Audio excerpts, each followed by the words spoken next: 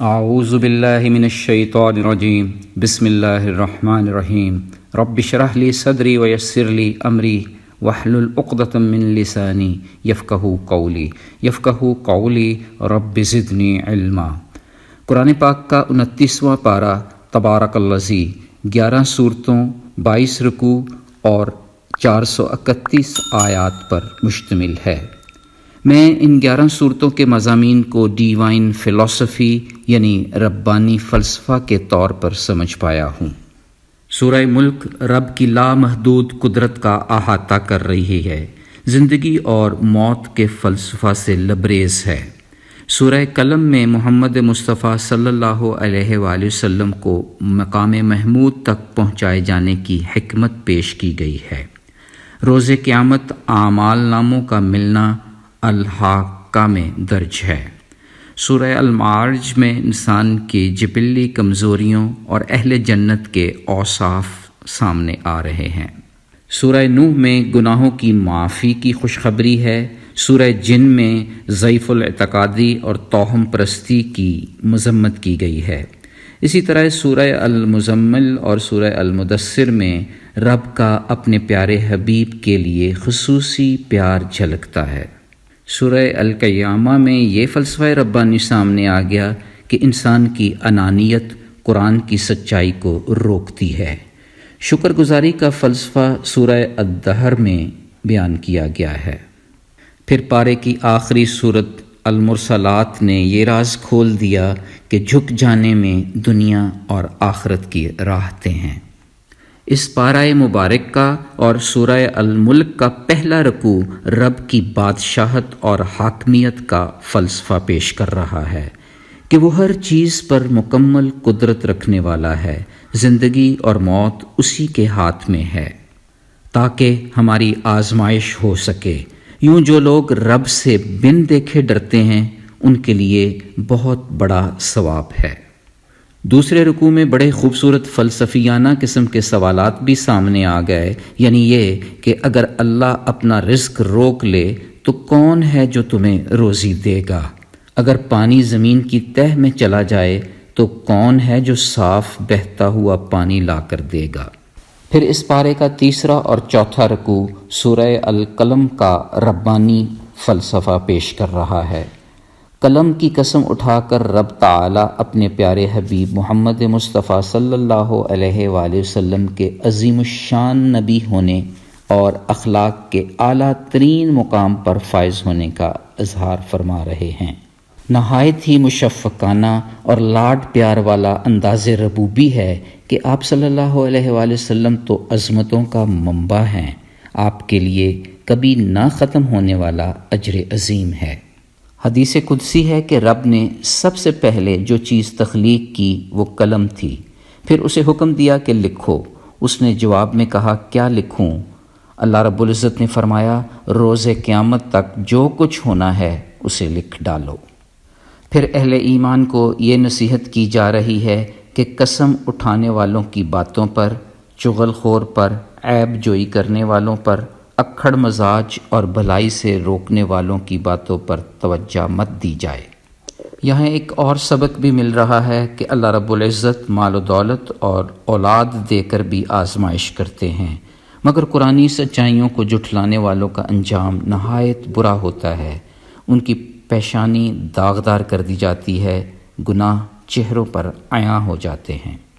سورہ الحاقہ 5ویں اور 6 رکوع کا ربانی فلسفہ پیش کر رہی ہے، ایک ایسی حقیقت جسے رد نہیں کیا جا سکتا۔ قیامت کا دن حق ثابت کرے گا۔ واضح کیا جا رہا ہے کہ قوم عاد اور قوم سمود کی طرح دین کو رد نہیں کرنا۔ یاد رہے کہ فرعون اور لوط کی قوموں کو رب کے رسولوں کی نافرمانی پر سخت گرفت میں دبوچ لیا گیا تھا۔ پھر روز قیامت دائیں ہاتھ میں اعمال نامہ پکڑائے جانے کی خوشخبری بھی اسی رکوع میں دی جا رہی ہے۔ 6 رکوع میں نہایت مدلل انداز میں قرآن پاک کی تعریف ہو رہی ہے، یہ پرہیزگاروں کے لیے نصیحت ہے۔ پھر 7واں اور 8واں رکوع سورہ المعارج کا احاطہ کر رہا ہے، جس میں قیامت کا منظرنامہ پیش ہوا ہے کہ جب کوئی جگری دوست بھی کسی دوست کا نہیں پوچھے گا۔ یہاں انسان کی فطری اور جبلی کمزوریوں کا ذکر کیا گیا ہے کہ وہ بڑا بےتاب اور حریص رہتا ہے، جب کبھی کوئی تکلیف پہنچتی ہے تو گھبرا اٹھتا ہے، صبر کرنے کی بجائے چیخنا چلانا شروع کر دیتا ہے، مگر جوں ہی رب کی نعمتوں کی بارش ہوتی ہے وہ کنجوس بن جاتا ہے، مال جمع کرنے کی فکر میں لگ جاتا ہے اور اپنے اوپر اللہ تعالیٰ کے احسانات بھول جاتا ہے۔ پھر انہی رکوع میں اہل جنت کے 8 اوصاف بیان کیے گئے ہیں، وہ جو نماز میں ہمیشگی اختیار کرتے ہیں، اپنے مال میں ضرورت مندوں کے حصے کا خیال رکھتے ہیں، قیامت کے دن کی تصدیق کرتے ہیں، رب کے عذاب سے ڈرتے ہیں، بدکاری اور بے راروی سے پرہیز کرتے ہیں، وعدہ اور امانت کی پاسداری کرتے ہیں، اپنی شہادتوں پر قائم رہتے ہیں، اور سب سے بڑھ کر یہ کہ اپنی نمازوں کی حفاظت کرتے ہیں۔ پھر آگے چل کر اس پارے کے 9 اور 10 رکوع میں سورہ نوح کی تفسیر میں حضرت نوح کی 3 بڑی نصیحتیں کھل کر سامنے آ گئیں۔ ایک یہ کہ غیر اللہ کی پرستش چھوڑ کر ایک رب کی عبادت کی جائے، دوسرا یہ کہ اس سرزمین میں اللہ تعالیٰ سے محبت اور خوف کی کیفیت میں رہ کر زندگی گزاری جائے، تیسری اور آخری بات یہ کہ اللہ کے رسول کی اطاعت کی جائے۔ پھر ان رکوع میں اللہ تعالیٰ کی نشانیوں پر غور و فکر کی دعوت بھی دی جا رہی ہے۔ آخر میں حضرت نوح علیہ السلام یہ بددعا دے رہے ہیں کہ اے میرے رب، ان گمراہوں کی گمراہی میں اضافہ کر، ان کافروں میں کسی کو نہ چھوڑنا، کیونکہ اگر ایسا کیا گیا تو یہ تیرے بندوں کو گمراہ کریں گے، ان کی نسل سے جو بھی پیدا ہوگا بدکار ہی ہوگا۔ ظالموں کے لیے ہلاکت کے سوا کسی چیز میں اضافہ نہ کر۔ یوں طوفان نوح وقوع پذیر ہوا۔ حضرت نوح علیہ السلام اللہ تعالیٰ کا شکر بجا لائے، اپنے اور اپنے والدین کے لیے، تمام مومن مردوں عورتوں کے لیے مغفرت کی دعا فرمائی۔ پھر اس پارے کے 11ویں رکوع سے سورہ جن کا آغاز ہو رہا ہے۔ یہ قرآن کریم سن کر جنات کے ایمان لانے کا نقشہ کھینچ رہا ہے۔ طائف کے غمناک سفر سے واپسی کے موقع پر آپ صلی اللہ علیہ وآلہ وسلم نخلا کی وادی میں فجر کی نماز کے وقت سورہ رحمان کی تلاوت فرما رہے تھے تو 7 جنات کے ایک گروہ کا وہاں سے گزر ہوا۔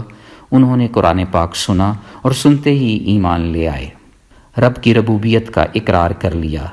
راہ راست سے بھٹکے ہوئے جنات کا قرآن پر ایمان لانا ایک طرف حضور پاک صلی اللہ علیہ وآلہ وسلم کے لیے تسکین کا باعث تھا، جبکہ دوسری طرف قریش کے ان لوگوں کو اس حقیقت سے روشناس کرانا تھا کہ ان کا کلام اللہ کو جنات کا الہام کہنا سراسر غلط تھا، کیونکہ اب وہ جنات خود ہی کلام پر ایمان لا چکے تھے۔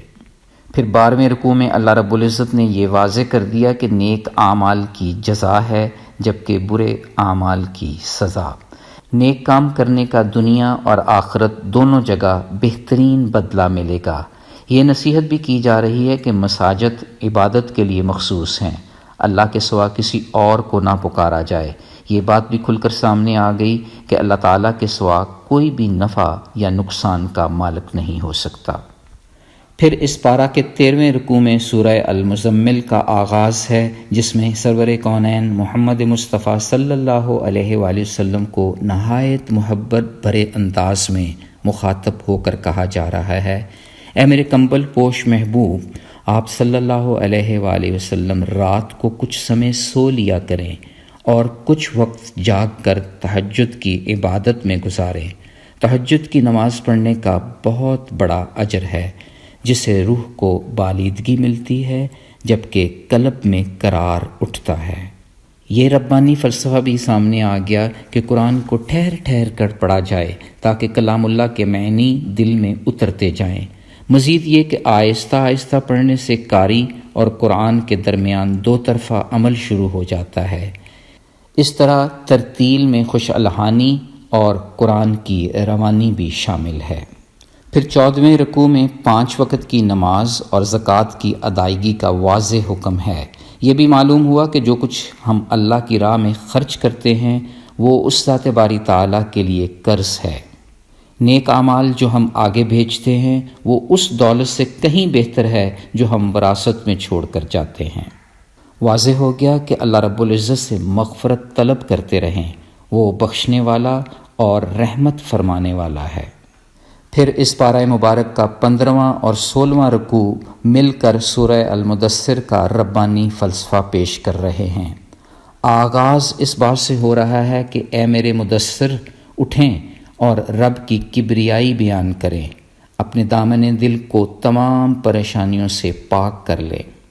محمد مصطفیٰ صلی اللہ علیہ وآلہ وسلم کی وساطت سے تمام انسانوں کو تاکید کی جا رہی ہے کہ ہر طرح کی ناپاکی سے بچیں، پاکی اور پاکیزگی کا خیال رکھیں۔